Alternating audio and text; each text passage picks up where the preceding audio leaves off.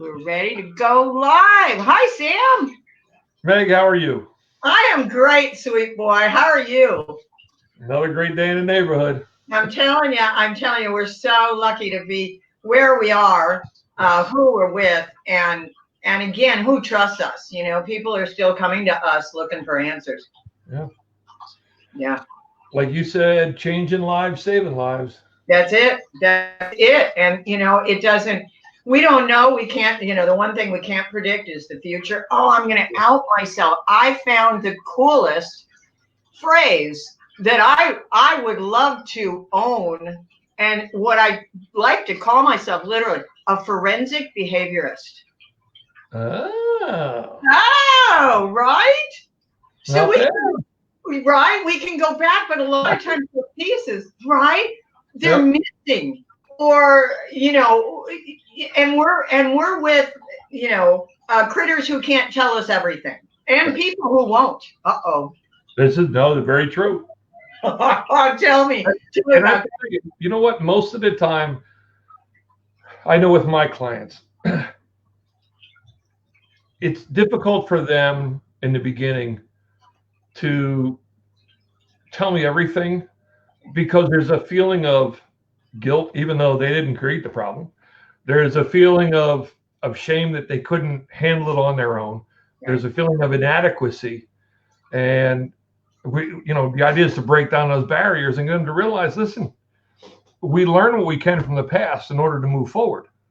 Hang on. That's a Samism. We learn from the past in order to go forward? Yeah. Well, I mean, that's how we move forward. Change always occurs because of what we learn from prior interactions and environments. It's the same way all species. It's the way our dogs do. Think about how many dogs, the victory dogs are a prime example. Everything that those Michael Vick dogs went through, right? And look how many of those dogs not only did well, but how many of them actually turned into therapy dogs. A couple turned into certified service dogs, the whole bit. Animals move forward. They learn from the past, they move forward. Oh, I almost got caught by the lion, so the next time I know that's not the watering hole I'm going to go to, whatever it might be. Okay. You know, if that human is scary, I'm not going to go to that human. Okay. You know, and we need to do the same thing. Unfortunately, humans get caught up in the past with regrets and would have, should have, could have, and all that kind of stuff, instead of saying, whatever happened, good, bad, or indifferent, learn from it, move forward. I love watching dogs. I love watching children, because that's what children do. And I think that I've been studying so much lately about memory and how it's stored, where it's stored, why it's stored. And that's what we go off of. And then I talk about literally prejudice. So I'll talk about something. Let's open your eyes to something new, because again, what I do, flower essences, homeopathy, it's something new. And people want to figure it out, but they might be prejudiced. They might have prejudged. Have a memory. Yes, preconceived notions, preconceived thoughts. Yeah. Prime example, off this subject for a second, but whenever I was a firearms instructor, right? Okay. We found that women who were shooting for the first time did so much better than men who were shooting for the first time. Why? Because culture has taught, and movies and all that, oh, you got to do it this way. And women were more natural about, well, this is okay. So I point it up. Oh, look at that. It works. You know, it can be about anything. You know, why do people have preconceived notions about certain breeds of dogs, certain actions of dogs, certain behaviors of dogs? You know, my dog is protecting me. And 99.9% of the time, no, it's protecting itself. It's trying to save the valuable resource that you are. Because they need to feel safe. That's brilliant. That is absolutely brilliant. And again, we go back to those preconceived ideas. Yes. And also, you know, who's willing to maybe stop, pause, and listen. Maybe the women are better able at that point, saying, I don't know everything. Maybe I can sit back and listen for a minute. When you go to the various conferences that you and I go to, right? Yeah. We're tuned in on the webinars and the seminars and that. Yeah. I have never, ever, ever, ever heard anyone who presents at these conferences say, I know it all. Right. Right. You said studying the brain. What is the single most important emotion that the brain stores? What is it? Fear. Wow. Because that's how we survive. Okay. Think about if somebody says to you, what's the worst thing that ever happened to you in your life? You can probably come up with one or more. If somebody says, give me the 5 best things that ever happened to you in your life, it's going to take a little bit longer. Okay. But fear is what is recalled immediately in order to survive. Wow. Wow. That's how animals do it. And we are an animal, whether we want to admit it or not. So that brings me to a question that I had this morning. You know, who is calling you and why? What are they calling you for? What? So I get calls from veterinarians. I get calls from people who have dogs. I get calls from shelters and rescues because I primarily work with dogs who have moderate to severe behavior issues.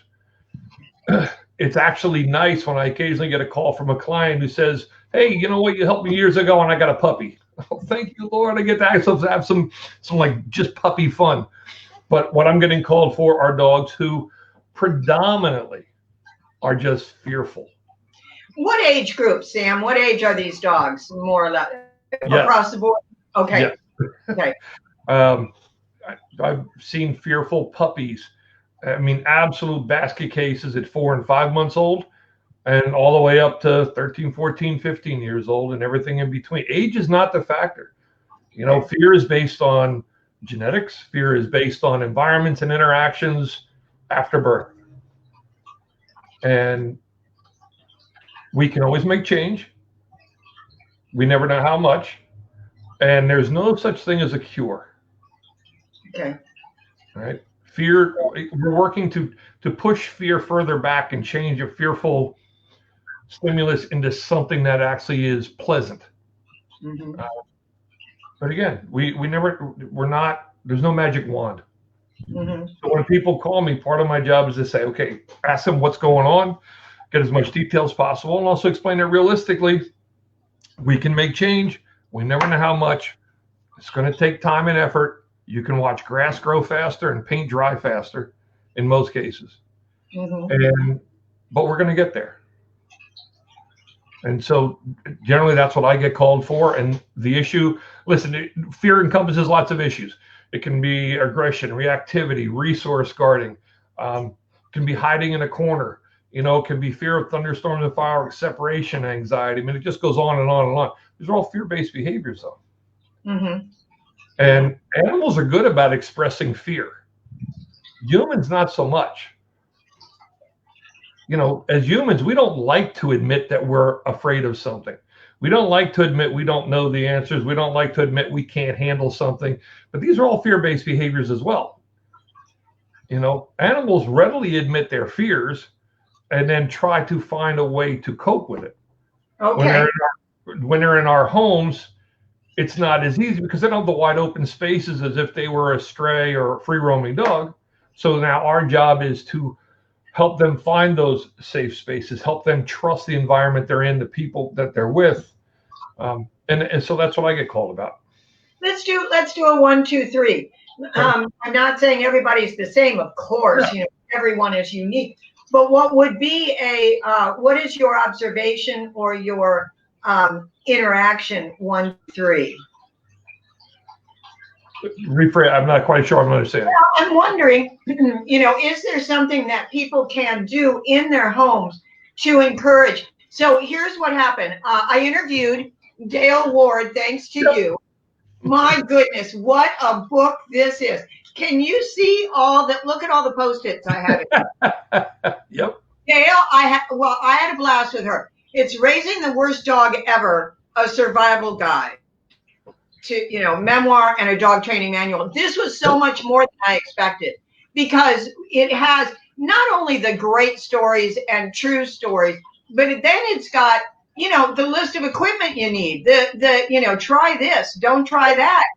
It really is. It's a survivor manual. It really is. And here's what I came away with. Something I I knew about but didn't have a name for it, and I think she gave credit to Dr. Ian Dunbar. I'm not sure. Treat, retreat. Yeah.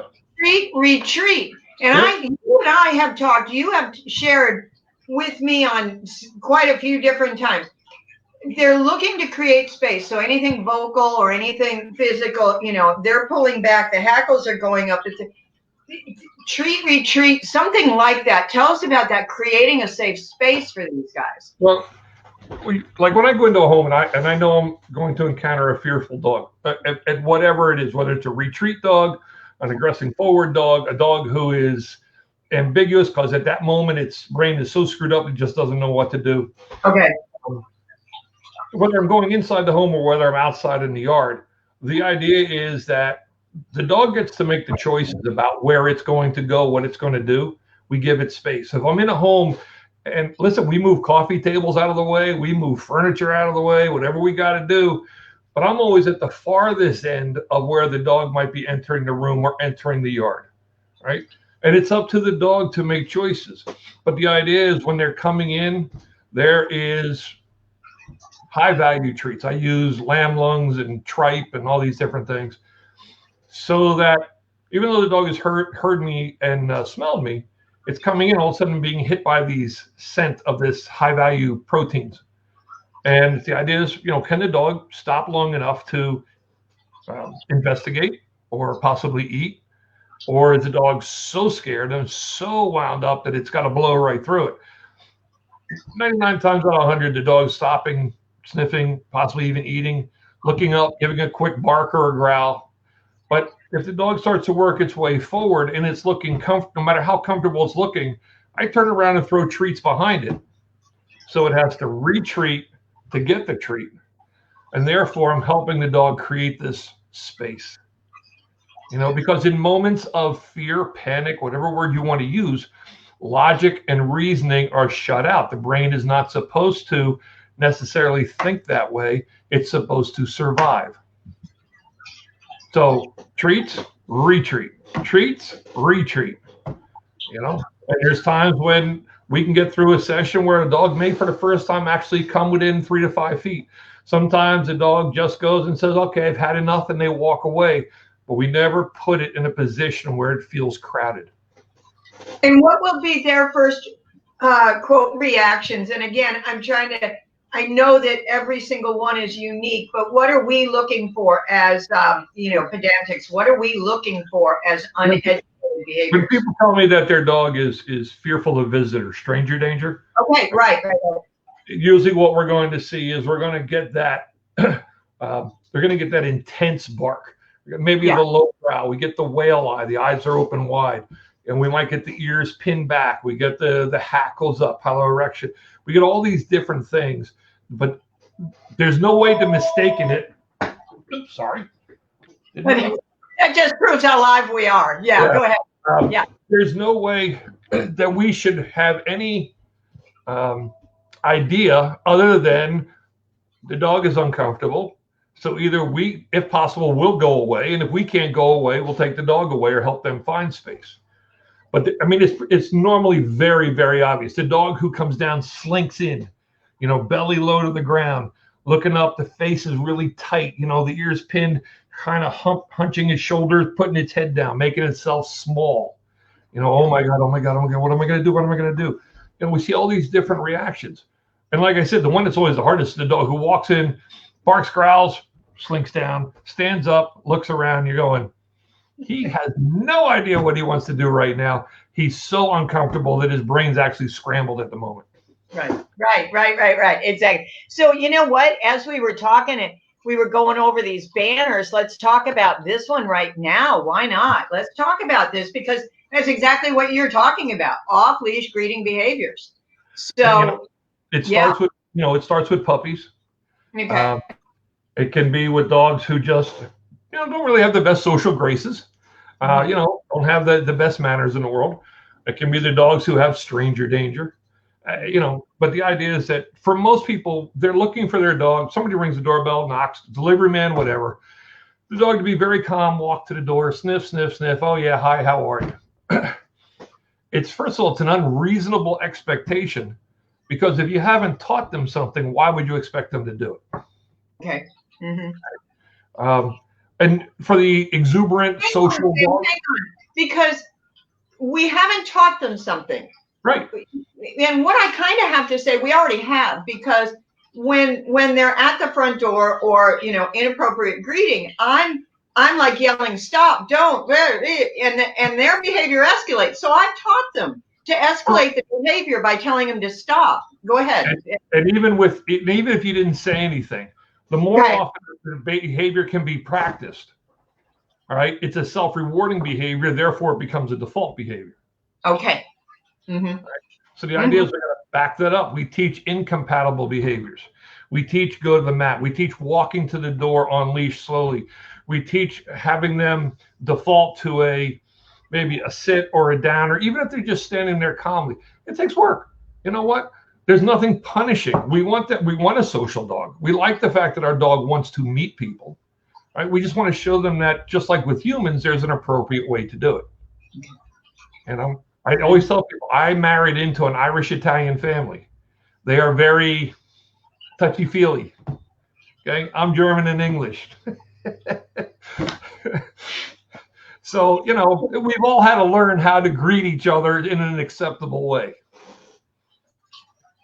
I love that. And you've been married a while, so I'm pretty sure you figured it out. Yeah.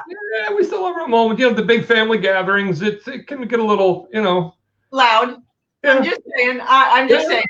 Yeah. And I've still got to say to people, hi, how are you? And then kind of just turn to the side a little bit, and kind of fend off that hug. I love studying these behaviors, because then with humans, it's just like when we were sharing with Amanda Ree and her husband Renee. When we were sharing with them, and they, he said, let them show you who they are, right? Yeah. This is really, that has been invaluable for me. So again, I love what you're saying, and people can find more information at The Inner Dog. I know that, but what I want to do is really fast is also talk about what we did here. Let's, the webinar. That was so much fun. You know what? I appreciate you inviting me to be involved with that. I looked at the names on there going, oh my God, I don't fit with this group. My biggest mentor is Sherry Woodard. Her and I go back a number of years. Yeah. But looking at all the other people that were on there, it's like, wow. And the information that comes out, which covered such a wide swath of topics, but in a way that it was understandable. You don't have to be a trainer to understand this. We all talked about real world situations, real world events, real world solutions. We talked about everything being realistic. We talked about the need for education. People just need to learn what a dog is. And for us to not be such a human about things. But the entire thing was just a lot of fun to be part of. And I hope people really take the time, listen, not for nothing, but what is it, 1995 or 99, whatever it is. Yeah, $120, yeah. Yeah, I mean, really, I wish a lot of our conferences were that inexpensive. But for anybody to go on there, get that, and then, divide it up. You don't have to watch the whole thing at once. Right. Watch whatever sections you want. But the information you're going to get out of there is so valuable, so important to anyone who loves dogs, who has dogs, who had dogs, who knows somebody who has a dog, whatever, to pass it on. And that's how we change and make things better for our dogs, education. And that's what that webinar did. And that's what it does. I mean, can't recommend it enough. I gotta say, here's put it this way. If I wasn't part of it, I'd still be recommending it. You look at the names, seriously, you look at the names, you look at what was talked about, you look at the solutions that were talked about, you realize that it is dog friendly. Yeah. Thank you. It was such a blast. And here's the most amazing thing. I asked 11 people. Tops in their field, and the most wonderful, organic, seat of your pants, I'm going to do everything I can for the dog. and only one person was already prepaid on a vacation, and she could not join us. However, 10 people immediately said yes. We have 4 hours of content, 4 hours, 4 panels, and here they are. It's you and Dale with For the Sake of the Dog, Don't Be Such a Human. Oh, I love that one. We have Enrich This, all about enrichment in the home, in the shelter. I've got 2 fabulous trainers. And then, Puppy Hour. Puppy Hour. That was awesome. Oh, my God. And Jen King will join us, you and I, at APDT next week. Jennifer King is also with us. And then we had leadership, cooperation, and second chances. And that was you, Sherry Woodard, Renee, and her husband, and his wife, Amanda. That was amazing. I was tearing up at the end. So what we did was we recorded on Zoom. We did not do one edit. You can see my I call it my wardrobe maladjustment, where I had a pink mattress and gray checkered pants, and I stood up at one point. I go, what am I doing standing? So I know what it was. It was the leaf blower outside. That's how organic we are. And it's 4 hours of content. And then Sarah Ordonez made the most amazing coloring book to go along with it.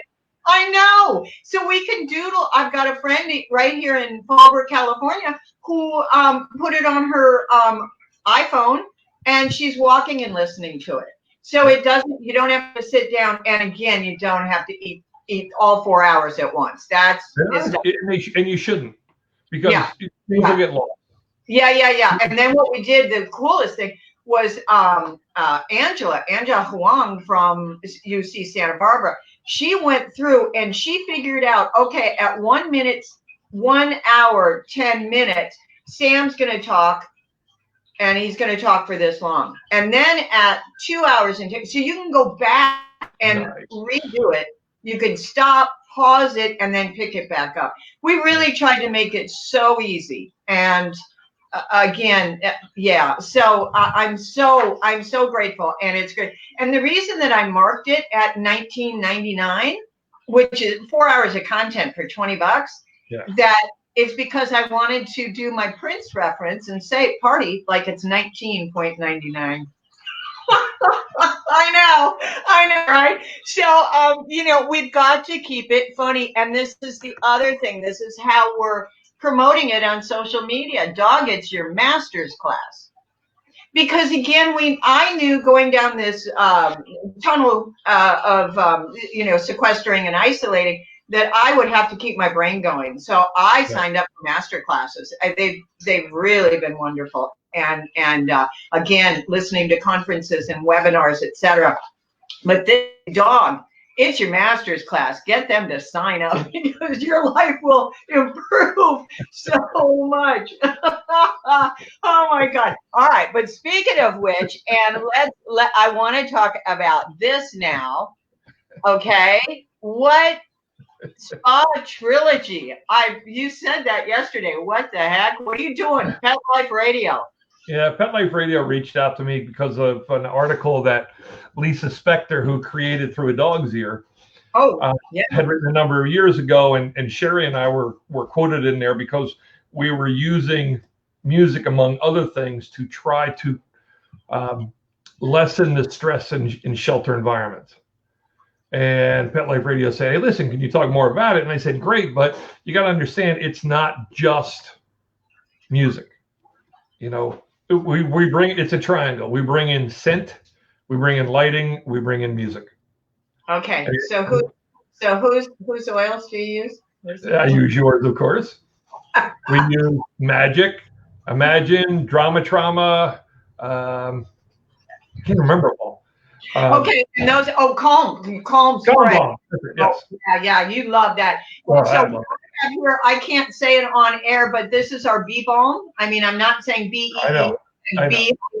balm, and this is amazing. And then we made this magic spray for that dog named Magic, and it has, for that anger and frustration and redirection and all kinds of crazy stuff. And what we can do with these sprays is, again, stand back, create a space. I actually saw a cat post Katrina, a feral cat that was literally just decided didn't like me. I'm serious, Sam. I mean, I don't know if this has ever happened to you, but this cat looked at me from across the kitchen, feral cat in the house, and looked at me and went, I don't like you, and started to, stop. Oh boy. And then all of a sudden, before I knew it, it was in midair. Now, I had been working with a little beagle puppy over here, and I'm spraying the beagle, and all of a sudden, midair, and it was like Keanu Reeves stopped with that magnificent coat in the Matrix, and this cat just stopped in midair. You can't make this stuff up. Right. And that cat just, I mean, really, and it wasn't like it was like the startling of a water bottle. It was like, boom, these flower essences, these homeopathics they can be right there. But part of the thing is, and this is why I like your products, is you do the research to find the combinations that work. Yeah. Right.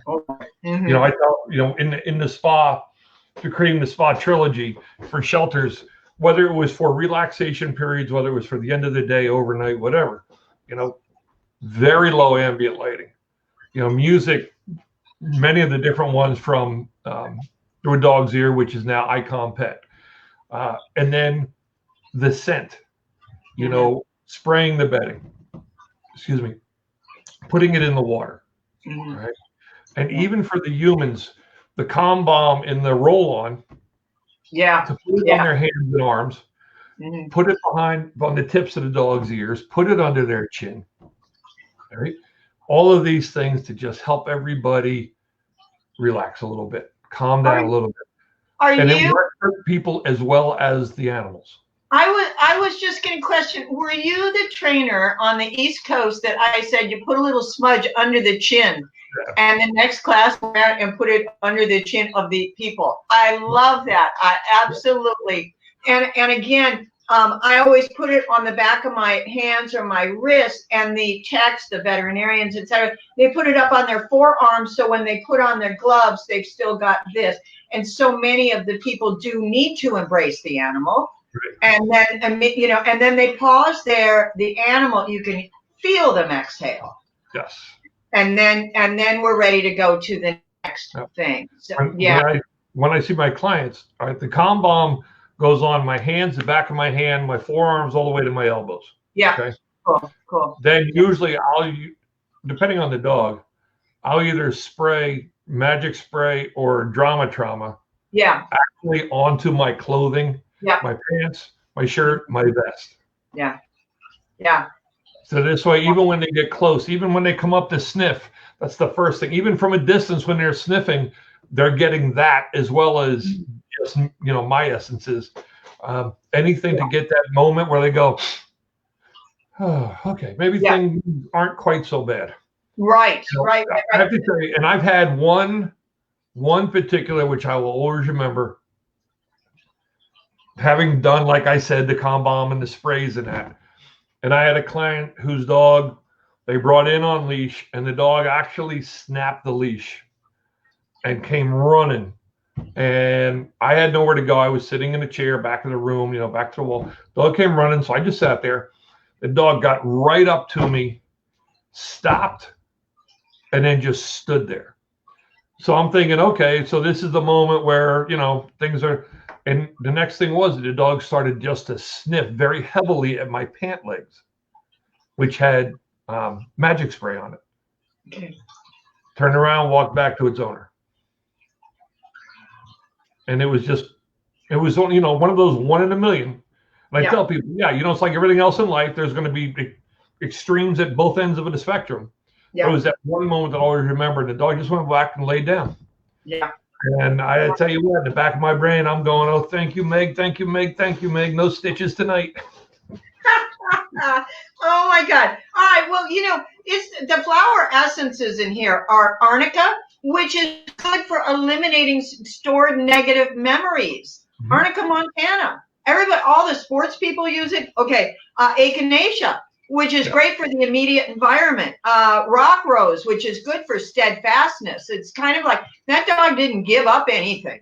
Right. That dog stood fast who it was, but you were no longer part of that. And I can go back. Yeah. So Rock Rose for steadfastness. Star of Bethlehem is for emotional shock. You came in, all of a sudden you were a threat, and that was emotional shock, and I'm going to react accordingly. I've actually been in shock. I didn't know it at the time. I was 19 years old, and I literally came to as I was walking into a body of water. I was walking into a lake, and I remembered nothing. Then I remembered I had news that I didn't want to hear. And I, quote, lost it. So, yeah. So, I mean, and that Star of Bethlehem is the only thing I took as a single to Katrina with me. And I took it in very small little 5 ml bottles. And I mean, we helped people that literally were headed to the hospital and said, I'm not going until I get my Star of Bethlehem from Meg. So again, that emotional shock. How do I behave now? How do I behave now? And they stop, they assess the environment. The environment is no longer a threat. And then they can reach it. Wow, Sam. Wow. Wow. Look at that dog Magic from down in Baltimore. Oh, yeah. I mean, you created something just for that dog. Yeah.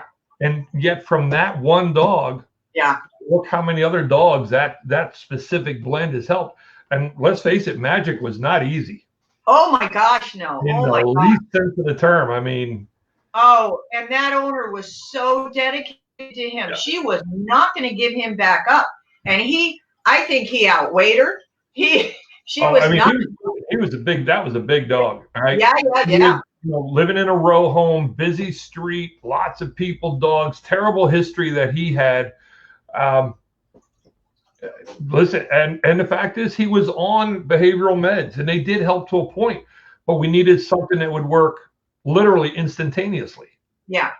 And she needed that because we don't use the redirect word anymore, but that is what, he was so in the zone. And I still talk about red zone because if you look at those eyes, a lot of times they're red sparks, and he went into that zone and could not help himself. I know he didn't mean to do that. But I needed to keep her safe. So to keep her safe, it was like, take a step back, don't approach him, spray this. And you were magnificent with talking her into it also, that there is something. Yeah. But again, look at from one dog, look how many others now. That's great. Yeah. Yeah. We do learn, and we learned the hard way. That was a tough young man. So speaking of which, but let's talk about this really fast. The APDT, Association of Professional Dog Trainers, virtual conference next week. And you're going to be there with me. And so is Jennifer King from North Carolina. And we are going to be in the booth. Yep. Sherry's going to be presenting, I think. Sherry, and Katie, Dr. Katie Kangas and I, we have a panel, and it's called Working as a Team. Yes. Working as a team. So we've got a veterinarian, a behaviorist, and the woo-woo train, I don't know what, it was so funny, Sam, when we put this all together, and when we put it all together, the initials behind Dr. Kangas's name is like DVM, CB, Yeah, I know. Yeah. Takes up another line, and then Sherry, with her history, takes up another line, and then we have Meg Harrison. we have nothing. I mean, we've got, crazy lady who never gives up. Our California hippie flower girl. Yeah, really, the flowers of power. I mean, what can I say? This is full circle. And I have been doing this that long. I have been doing this since the early 70s. And, I've learned so much. Addicted youth, that's how I started knowing that flower essences really had power, was working with teenage alcoholics in the early 70s and getting breakthroughs. Wow. I'm trying to think, I don't remember which of the sprays, but I don't know if it was you who talked or somebody who used it who talked years ago, trying to get horses out of a barn during one of the wildfires. Yes, and you would spray it on a cloth and put it right up against the horse's nose. Absolutely. Like that 10 seconds where the horse wasn't trying to kill them so they could get them out of the barns. Right. It wasn't me, but somebody did that with our stuff. And the good news is we've got, quite a few bottles out there now. The other one that really comes to mind about horses was a stallion who had gotten injured, and he was in a corral with a locked gate. He was so valuable that they literally put a padlock on the gate. Here's what happened. The horse slipped. He went under the gate, and the wires were keeping his leg in place. And this stallion could not stop struggling, could not. The owner could barely get near it, and all she did was she opened up the bottle and she took out a few drops and she just sprinkled it on the horse because she didn't even want to spray. She figured that out. Right. So she just sprinkled this stuff. He quit fighting, and he waited for them to come with bolt cutters and get him out. Yep. And he waited. They had to push his leg down to get the wires out. So again, these stories, you can't make this stuff up. It's amazing. Absolutely amazing. As are you. Sam, thank you so much. Thank you. Good to see you again, Meg. And one more thing I'm going to say before we quit here. This is you, Mr. 3800 in the house. These are the views that you had on our live Facebooks. That's the number of people who have watched your entire talks with us. That's a lot. I thank them. I hope I'm helping them in some way. Oh my God. Hey, listen, they do not, my people are as honest as I am, and they would not come back. They would not recommend you if you didn't help us. And you help us in such an easy way, a digestible way, that things that we can do, you empower us. And therefore, we're able to influence our animals. Well, let me just say that I appreciate the compliments. But for anybody out there who's having whatever challenges or issues there might be, small, big, whatever else, there's two huge places you can get help from. One is from the Pet Professional Guild, and you can do a trainer search. Everybody on there is a force-free, fear-free, pain-free, science-based trainers, vet behaviorists, etc. As well as on Victoria Stillwell's Positively site, all of the VSPDTs, and we are a small group. We're not the ones who have gone to her school. We were already well into our careers in that, and then we were selected to see if we could be part of her group.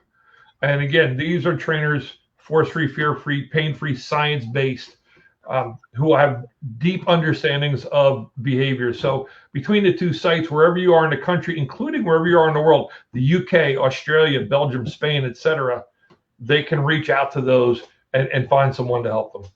That is fantastic. Thank you, Sam. Thank you. All right. And the third one, I will see you at the Association of Professional Dog Trainers next week. And Katie and Sherry, you, me, and Jennifer King from North Carolina, we will all be there. Oh, my God, the booth's going to be so crowded. Sam, I hope to see you in person as soon as possible. Okay. All right, Rick, sounds good. Listen, be safe, be well. I'll see you later. Bye-bye.